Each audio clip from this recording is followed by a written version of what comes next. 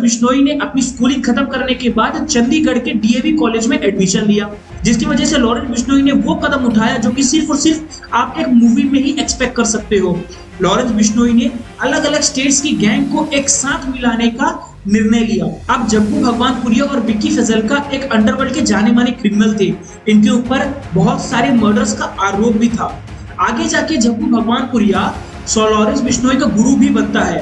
वो बताता है कि पैसा और पावर का रिश्ता कितना गहरा होता है और इसकी मदद से आप दुनिया में क्या क्या हासिल कर सकते हो। दोस्तों, आप सब ने गैंगस्टर्स, बाहुबली, डॉन, इन सब के बारे में कभी ना कभी सुना जरूर होगा। आजकल पिछले कुछ महीनों से हमारे यहाँ पे पुलिस या तो इनका इनकाउंटर कर दे रही है या फिर ये एक दूसरे को गैंग वॉर में मार दे रहे हैं।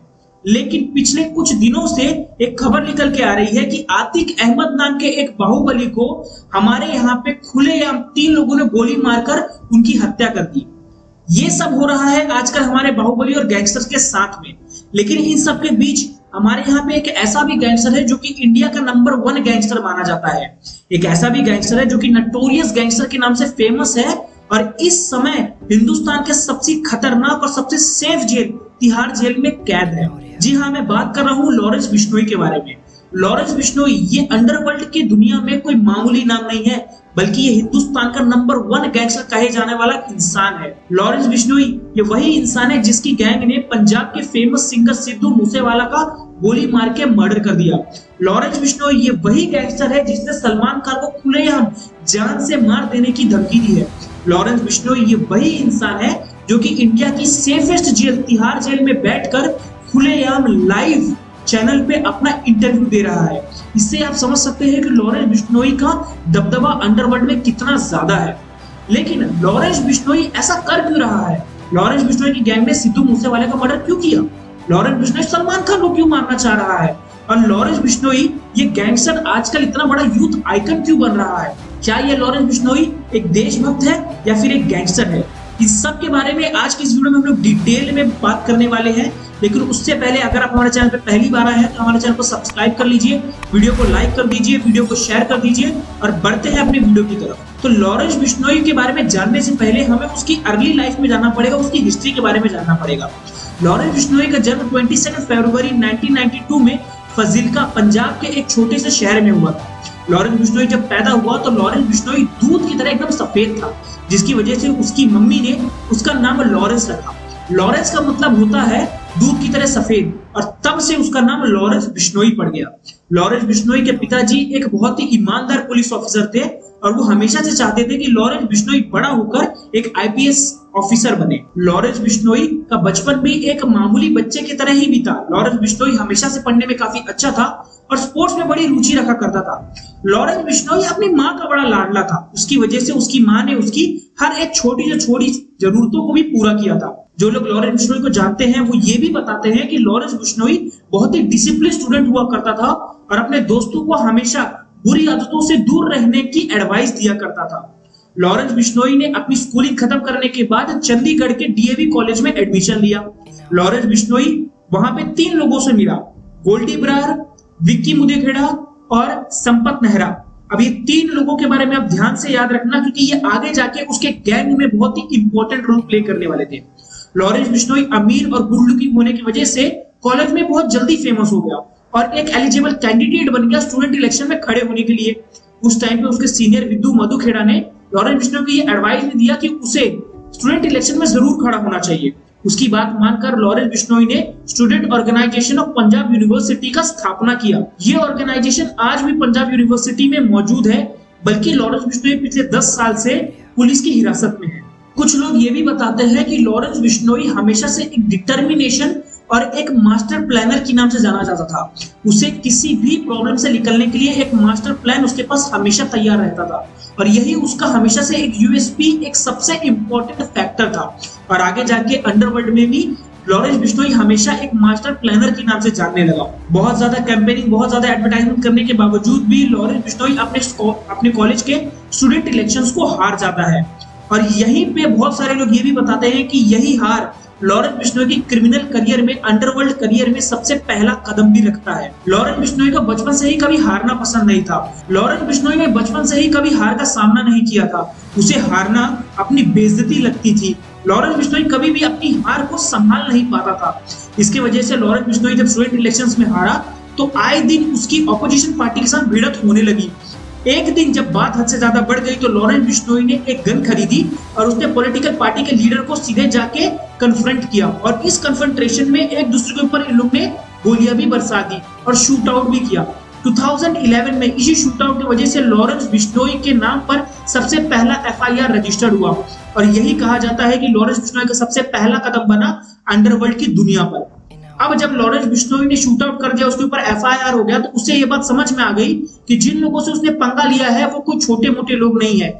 इसके वजह से अपने आप को बचाने के लिए और इस सिचुएशन से बाहर आने के लिए उसने जग्गू भगवानपुरिया और विकी फजलका के साथ हाथ मिला लिया। अब जग्गू भगवानपुरिया और विकी फजलका एक अंडरवर्ल्ड के जाने माने क्रिमिनल थे।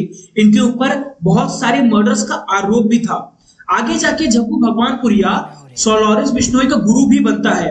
वो बताता है कि पैसा और पावर का रिश्ता कितना गहरा होता है और इसकी मदद से आप दुनिया में क्या क्या हासिल कर सकते हो। लॉरेंस बिश्नोई धीरे धीरे करके अंडरवर्ल्ड की दुनिया में अपनी पहुंच बढ़ाता जा रहा था, अपने पर को फैलाता जा रहा था। अब एक समय ऐसा आ चुका था कि लॉरेंस बिश्नोई एक जाना माना और एक स्टैब्लिश गैंगस्टर बन चुका था। लेकिन लॉरेंस बिश्नोई को हमेशा से यह बात पता थी कि पुलिस कभी भी उसे धर दबोच सकती है और उसे कभी भी इनकाउंटर में या फिर शूट आउट में मार सकती है, जिसकी वजह से लॉरेंस बिश्नोई ने वो कदम उठाया जो कि सिर्फ और सिर्फ आप एक मूवी में ही एक्सपेक्ट कर सकते हो। लॉरेंस बिश्नोई ने अलग अलग स्टेट्स की गैंग को एक साथ मिलाने का निर्णय लिया। लॉरेंस बिश्नोई ने हरियाणा के काले जठेरी, दिल्ली के जिगेंद्र गोगी, आगे जाके राजस्थान के अनंत पाल और लास्ट में अनुराधा जो कि बुलेट रानी के नाम से फेमस है, इन सब के साथ मिलकर एक कोलैब किया। एक समय जब लॉरेंस बिश्नोई की गैंग में कुल 12 मेंबर हुआ करते थे, अब इन कोलैबोरेशन की वजह से, इन संगठन की वजह से लॉरेंस बिश्नोई की गैंग में अब 600 से ज्यादा लोग थे जो कि लॉरेंस बिश्नोई की एक आवाज में मरने और मारने के लिए तैयार बैठे थे। ये सब होने के बावजूद लॉरेंस बिश्नोई अपनी ऑर्गेनाइजेशन को नहीं भूला। Student organisation of Punjab university का प्रेसिडेंट उसने संपत नेहरा को घोषित किया जो कि उसका बहुत अच्छा फ्रेंड भी था। आगे जाके संपत नेहरा उसके अंडरवर्ल्ड की करियर में, उसके अंडरवर्ल्ड की गैंग में बहुत ज्यादा इंपॉर्टेंट रोल प्ले करने वाला था। 2014 और 15 के बीच में लॉरेंस बिश्नोई को पुलिस ने धर दबोचा और उसे तिहाड़ जेल में शिफ्ट कर दिया। लेकिन इस बार लॉरेंस बिश्नोई ने पूरा पासा ही पलट दिया। लॉरेंस बिश्नोई ने अपनी पूरी गैंग को पूरी तरीके से डिजिटलाइज कर दिया था, पूरी तरीके से प्रोटोकॉल और एडमिनिस्ट्रेशन फॉलोअर्स में बांध दिया था। मतलब अब कोई भी चीज एक पर्टिकुलर मेथड से ही हो सकती है, एक हायरार्की फॉलो करके ही हो सकती है। Lawrence Bishnoi digital platforms like Facebook और इंस्टाग्राम, इसकी मदद से अपने गैंग के साथ लगातार कनेक्शन में रहता था। लॉरेंस बिश्नोई जेल के अंदर जिम करते हुए कई बार अपनी फोटो खींचकर पोस्ट कर दिया करता था और उसके नीचे लोगों को खुलेआम धमकी दिया करता था, एक्सटॉर्शन की पैसे की डिमांड किया करता था। लॉरेंस बिश्नोई लगातार इसी मेथड से अपने गैंग्स के साथ संपर्क में था। इसी मेथड के दौरान लॉरेंस बिश्नोई अपनी हिट लिस्ट भी रिलीज करने लगा। एक हिट लिस्ट में फेमस बॉलीवुड एक्टर सलमान खान का नाम भी था, जिसे देखकर पूरा हिंदुस्तान कांप उठा। ये सलमान खान कोई छोटा मोटा नाम नहीं था। सलमान खान एक बहुत स्टैब्लिश और एक भाईजान कहे वाले एक्टर थे। बहुत सारे लोग ये भी जानते हैं कि सलमान खान कोई छोटा मोटा आदमी नहीं था। बहुत लोगों ने ये भी बताया है कि सलमान खान एक टाइम पे दाऊद इब्राहिम के साथ बैठ के डिनर किया करता था। तो आप समझ सकते हो कि सलमान खान को मारने की खुलेआम धमकी देना, हिट लिस्ट में उसका नाम डालना कोई छोटी मोटी बात नहीं थी। अब ये सब देख के तो आपको ये लग रहा है कि लॉरेंस बिश्नोई जो भी है अपने एक दूसरे गैंग्स के साथ मिलकर ही ऑपरेट किया करता था, बल्कि हिंदुस्तान के बाहर के दुश्मनों को कभी भी सपोर्ट नहीं किया करता था। लेकिन अब गलत है। लॉरेंस बिश्नोई की दोस्ती एक बहुत ही बड़े इंटरनेशनल टेररिस्ट रिंदा संधू के साथ भी है। रिंदा संधू एक बहुत ही फेमस इंटरनेशनल टेररिस्ट है जो कि पाकिस्तान में बैठकर हिंदुस्तान के खिलाफ प्लानिंग किया करता था। लॉरेंस बिश्नोई की दोस्ती हमेशा से रिंदा संधू के साथ थी जब वो 2014 में जेल गया था। अब इनकी कहानी कुछ इस तरीके से है कि जो रिंदा संधू जब हिंदुस्तान में रहता था वो खालिस्तान मूवमेंट को खुलेआम सपोर्ट किया करता था और वहीं पे लॉरेंस बिश्नोई का जो गुरु था जग्गू भगवानपुरिया, वो हमेशा से खालिस्तान मूवमेंट के अपोज में खड़ा रहता था, जिसकी वजह से रिंदा संधू और जग्गू भगवानपुरिया में हमेशा से टकरार होती रहती थी। तो एक बार जग्गू भगवानपुरिया ने रिंदा संधू को मारने के लिए अपने फेमस किलर नेहरा को अपॉइंट किया और नेहरा को बोला जाके कि रिंदा संधू को मार दो। नेहरा ने उसकी बात मानते हुए रिंदा संधू को मारने के लिए 1.5 महीने तक प्लानिंग की। लेकिन फाइनल टाइम पे नेहरा ने अनाउंस कर दिया कि वो रिंदा संधू को नहीं मारना चाहता, जिसकी वजह से जग्गू भगवानपुरिया रिंदा संधू के ऊपर गुस्सा हो जाता है और उसके ऊपर ही इनाम रख देता है कि जो भी नेहरा को मार के लाएगा मेरे सामने उसे पर्टिकुलर अमाउंट ऑफ पैसा दूंगा। अब नेहरा को अपनी जान का खतरा महसूस होते हुए उसने लॉरेंस बिश्नोई का फोन लगाया, क्योंकि लॉरेंस बिश्नोई नेहरा का भी बहुत अच्छा दोस्त था, तो उसने बोला कि मैं तेरे को बचाता हूँ। लॉरेंस बिश्नोई इन सब के बीच में एंट्री लेता है और जग्गू भगवानपुरिया को समझाता है कि आप नेहरा को छोड़ दो, इसके बदले जो आप रिंदा संधू और आपके बीच में जो झगड़ा था उसे मैं रिजॉल्व करवा देता हूँ, आप लोगों की दोस्ती करवा देता हूँ। इस तरीके से ये सब लोग रिंदा संधू के साथ कांटेक्ट में भी आ जाते हैं। 2016 में जेल को तोड़कर रिंदा संधू पाकिस्तान भाग जाता है और वहां जाके आईएसआई और बाबा खालसा इंटरनेशनल, जो कि एक इंटरनेशनल टेररिस्ट ऑर्गेनाइजेशन है, उसे ज्वाइन करता है। अब Rinda Sandhu, Babbar international organisation plus ISI मिलकर जो भी टारगेट डिसाइड करते थे वो लोग लॉरेंस बिश्नोई को बताते थे और लॉरेंस बिश्नोई की गैंग उसको इंडिया में असैसिनेट कर देती थी। तो अब हम लोग समझते हैं कि लॉरेंस बिश्नोई तिहाड़ जेल में बैठे बैठे किस तरीके से जेल के अंदर बैठकर अपनी पूरी ऑर्गेनाइजेशन को चलाता है और कांटेक्ट में रहता है। तो उसके लिए आपको कुछ चीजें समझनी पड़ेंगी कि लॉरेंस बिश्नोई के गैंग में कौन कौन इंपॉर्टेंट मेंबर है। तो स्टार्ट करते हैं फ्रॉम जीरो। लॉरेंस बिश्नोई इस गैंग का फाउंडर है जिसने इस गैंग की शुरुआत की थी। सेकंड आता है गोल्डी ब्रार, जो कि इस ऑर्गेनाइजेशन का, जो कि इस गैंग का सीईओ या फिर आप बैकबोन भी बोल सकते हो।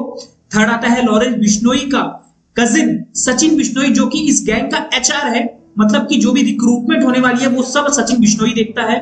फोर्थ आता है आनंद बिश्नोई और गोल्डी ब्रार का भाई विक्रम ब्रार, ये दोनों मिलके इस गैंग के फाइनेंस को देखते हैं। आप देख सकते हो कि किस तरीके से इन लोग ने एक कंपनी की तरह अपनी पूरी गैंग को बांटा हुआ है, हर एक स्ट्रीम के लिए एक नए लोगों को अपॉइंट किया हुआ है। लॉरेंस बिश्नोई एक वर्चुअल नंबर के थ्रू अपनी गैंग के साथ हमेशा कांटेक्ट में रहता है। ये वर्चुअल नंबर को ना तो ट्रेस किया जा सकता है या ना तो ट्रैक किया जा सकता है। इस वर्चुअल नंबर को इस्तेमाल करने के लिए आपको सिम कार्ड की जरूरत भी नहीं है, बस आपको इंटरनेट कनेक्शन की जरूरत है और आप किसी भी गैंग मेंबर के साथ कांटेक्ट में आ सकते हो। लॉरेंस बिश्नोई इसी नंबर की मदद से अपनी पूरी ऑर्गेनाइजेशन के साथ टच में रहता है। ये सब लोग मिलकर एक साथ एक टारगेट को डिसाइड करते हैं। लॉरेंस बिश्नोई जेल में बैठे बैठे इस पूरे प्लान को बनाता है और ये सारा का सारा प्लान संपत नेहरा को बताता है, फॉरवर्ड करता है। संपत नेहरा ये वही आदमी है जो कि student organisation of Punjab university का एक टाइम में प्रेसिडेंट था। संपत नेहरा ये सारी चीजें लॉरेंस बिश्नोई से जानकर अपने गोल्डी ब्रार या फिर सचिन बिश्नोई को जाके ट्रांसफर करता है और फिर इवेंचुअली ये लोग इस चीज में ऑपरेट करते हैं, इस चीज को फॉलो करते हैं। इस तरीके से, इतने स्ट्रक्चराइज तरीके से ये लोग मैसेज को ट्रांसफर करते हैं और अपने काम को परफॉर्म करते हैं।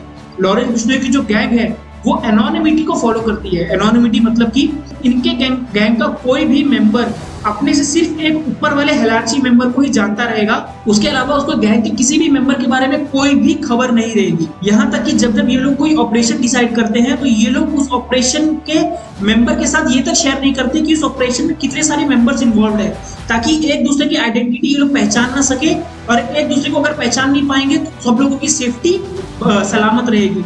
यहाँ तक कि जब ऑपरेशन को अमल किया जाता है तब किलर को ये तक नहीं पता होता कि उसके अलावा और कितने गैंग मेंबर्स यहाँ पे मौजूद हैं, क्योंकि अगर वो पकड़ा जाएगा तो उसकी वजह से बाकी लोगों की सेफ्टी प्रॉब्लम में नहीं आनी चाहिए। तो इतनी स्ट्रक्चराइज और इतनी एनोनिमिटी से ये लोग अपनी गैंग को चलाते हैं कि अगर एक इंसान को आपने पकड़ा भी तो आप ज्यादा से ज्यादा उसके एक और हिरार्ची के ऊपर वाले मेंबर को पकड़ पाएंगे, उससे ज्यादा आप किसी और को पकड़ नहीं पाएंगे। इतने स्ट्रक्चराइज तरीके से लोग अपने गैंग को चलाते हैं। अब जरा बात करते हैं कि लॉरेंस बिश्नोई ने सिद्धू मूसेवाले का कत्ल क्यों करवाया। अब आप सब जानते हैं कि सिद्धू मूसेवाला का 2 गाड़ियों ने रास्ता रोका और अपनी ऑटोमेटिक राइफल निकालकर उनको छल्ली छल्ली करके उनका मर्डर कर दिया। लेकिन अब बताते हैं कि उनका मर्डर करने के बाद लॉरेंस बिश्नोई की गैंग के गोल्डी ब्रार और सचिन बिश्नोई ने ट्विटर में पोस्ट डालते हुए कबूल किया कि उन्होंने ही सिद्धू मूसेवाला का मर्डर करवाया है, जिसके पीछे लॉरेंस बिश्नोई गैंग का ही हाथ है। लॉरेंस बिश्नोई अपने इंटरव्यू में साफ कहता है कि उसने सिद्धू मूसेवाला का मर्डर नहीं करवाया, बल्कि उसकी गैंग ने मर्डर करवाया है। उसे तो पता भी नहीं था कि सिद्धू मूसेवाला का मर्डर होने वाला है। लॉरेंस बिश्नोई से जब इस मर्डर के पीछे रीजन पूछा गया तो लॉरेंस बिश्नोई ने यह बताया कि सिद्धू मूसेवाला उनके राइवल गैंग के साथ मिला हुआ था और उसने विक्की मधुखेड़ा, जो कि लॉरेंस बिश्नोई का सीनियर था और बहुत अच्छा करीबी फ्रेंड था, उसका मर्डर करवाया था। और सिद्धू मूसेवाला का जो मैनेजर था वो भी इसके साथ कंप्लीटली इन्वॉल्व था। सिद्धू मूसेवाला कई बार अपनी पॉलिटिकल पावर्स की मदद से कभी भी इस गिरफ्त में नहीं आया, जिसकी वजह से लॉरेंस बिश्नोई की गैंग ने ये जिद बना ली कि वो सिद्धू मूसेवाला का मर्डर कर देंगे, इसलिए उन्होंने सिद्धू मूसेवाला की कत्ल किया। अब जरा जानते हैं कि लॉरेंस बिश्नोई सलमान खान को क्यों मरवाना चाहता है। तो 1997 पर सलमान खान के ऊपर एक केस दाखिल हुआ था कि सलमान खान ने राजस्थान में 2 ब्लैक बस का शिकार किया है और लॉरेंस बिश्नोई बिश्नोई फैमिली से आते हैं। तो लॉरेंस बिश्नोई की जो बिश्नोई फैमिली है वो हमेशा से एनिमल प्रोटेक्शन के लिए बहुत ज्यादा इनिशिएटिव लेते आई है। वो लोग ये हद तक चले जाते हैं कि अगर किसी भी हिरन की मां मर जाती है तो वहां की जो औरत होती है वो अपना दूध पिला के उस हिरन के बच्चों को पालती है। तो इस लेवल तक बिश्नोई समाज है वो एनिमल्स का प्रोटेक्शन करता है। तो लॉरेंस बिश्नोई भी उसी समाज से आते हैं, जिसकी वजह से लॉरेंस बिश्नोई ने साफ कहा है कि अगर सलमान खान इसके लिए माफी नहीं मांगेगा तो सलमान खान को लॉरेंस बिश्नोई जरूर मारेगा, उनको गोली मार के उनकी हत्या जरूर करेगा।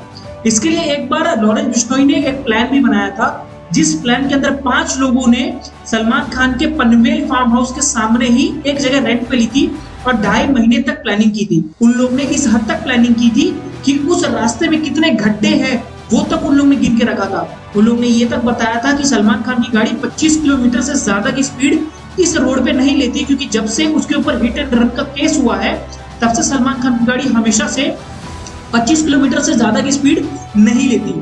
उन्होंने ये तक बताया है कि सलमान खान को 2 बार मारने का मौका भी मिला था, लेकिन उस टाइम में उनके पास फुल प्रूफ प्लान नहीं था, जिसकी वजह से सलमान खान बच गया। मतलब इस हद तक लॉरेंस बिश्नोई प्लानिंग कर चुका था, लेकिन लास्ट में इन सारे 5 लोगों को एक साथ पकड़ा जाता है और लॉरेंस बिश्नोई का प्लान फ्लॉप हो जाता है। अब ये सारी चीजें 2018 तक तो पूरी तरीके से दब गई थी, लेकिन ये सारी चीजें बाहर आई है मार्च के महीने में 14 और 17 तारीख को लॉरेंस बिश्नोई ने लाइव जेल के अंदर बैठे बैठे एक न्यूज चैनल को अपना इंटरव्यू दिया है। उस इंटरव्यू में लॉरेंस बिश्नोई ये अच्छे से बताया है कि क्यों वो सलमान खान को मारना चाहता है, लॉरेंस बिश्नोई जेल से छूटने के बाद क्या करेगा। लॉरेंस बिश्नोई ने ये तक बताया कि वो यहाँ पे हनुमान चालीसा का जाप करता है, एक ब्रह्मचर्य का जीवन जीता है, आगे जाके वो गौशाला खोलना चाहता है और गायों की सेवा करना चाहता है। उसके जिंदगी का एक मात्र लक्ष्य है सलमान खान को मारना। ये सारी चीजें उसने अपनी इस इंटरव्यू में शेयर की। ये इंटरव्यू जब रिलीज हुआ तो पुलिस प्रशासन के ऊपर बहुत ज्यादा सवाल उठने चालू हो गए। पंजाब प्रिजन डिपार्टमेंट के ऊपर बहुत सारे सवाल उठे कि किस तरीके से एक जेल में एक कैदी बैठकर एक इंटरव्यू दे सकता है। इसका मतलब वो अपनी ऑर्गेनाइजेशन को बड़ी इजीली रन कर पा रहा होगा। तो आप लोग ने इसके खिलाफ आप लोग का क्या टेक है? तो इसके खिलाफ जवाब देते हुए पंजाब प्रिजन डिपार्टमेंट ने ये अनाउंस किया है कि ये जो भी रूमर्स फैल रहे हैं कि ये पूरा इंटरव्यू बठिंडा जेल में बैठ के हुआ है, पूरी तरीके से फॉल्स है। लॉरेंस बिश्नोई जब तक ये जेल में था तब तक उसने कोई भी इंटरव्यू नहीं दिया है। ये जेल पूरी तरीके से सिक्योर्ड है, 24/7 सर्वेलेंस कैमरा इंस्टॉल्ड है और यहाँ पे जैमर्स भी है, जिसकी वजह से कोई भी इंटरनेट कनेक्शन या फिर कोई भी नेटवर्क यहाँ पे नहीं आता और कोई भी इंसान एक दूसरे के साथ कनेक्ट नहीं हो सकता। और उन्होंने ये भी ऐड किया है कि जो भी इंसान ये रूमर फैला रहा है वो बहुत जल्द उसे पकड़ेंगे और अगर वो लगातार ऐसा और भी कोई इंसान फैलाता रहेगा तो उसके ऊपर एक स्ट्रिक्ट कार्रवाई की जाएगी और उसके ऊपर एक लीगल एक्शन लिया जाएगा। अगर उसने पंजाब प्रिजन डिपार्टमेंट को नीचा दिखाने की या फिर इमेज को बिगाड़ने की कोशिश की और उसे लापरवाह दिखाया। ये सबके बीच में एक इंटरव्यू निकल के आता है जहां पे एक मेजर इंटरव्यू में ये कहते हैं कि लॉरेंस बिश्नोई से खालिस्तान के लोग बहुत ज्यादा डरते हैं।